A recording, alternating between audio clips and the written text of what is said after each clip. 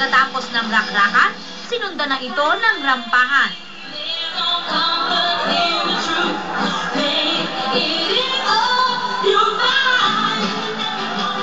FHM University ang tema ng party this year.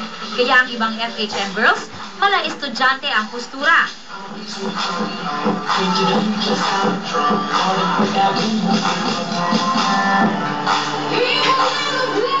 Tumayong headmistress ang sexy kapusong host at comedian na si Rufa May Quinto. Si Jenny Joaquin naman ang MC. Inabangan ang performances ng mga artistang pasok sa 2009 100 Sexiest List. Mala cheerleader si Max Garcia. Tampok naman sa isang sexy dance number ang 6th placer na si Iwamoto. So far naman pataas. Sana ma-aim ko nga yung 1.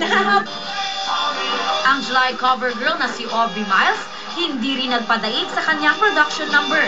Si Pauline Luna bumida sa kanyang sexy hip-hop dance number. Number 10 sa listahan si Pauline.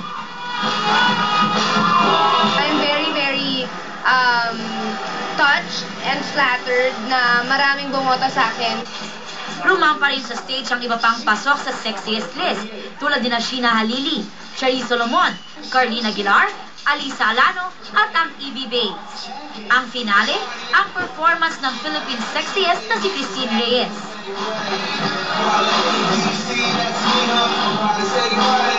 Sobrang thankful ako kasi lahat ng mga kaibigan ko, pinupuntahan ako sa dressing room tapos inigreet nila ako.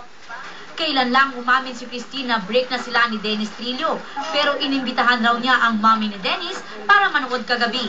Hindi naman porket nag-break na wala na rin, tapos na rin lahat ng mga pinagsamahan, di ba? Siyempre, naging close din ako sa kanila. Si Dennis di na raw niya nakakausap.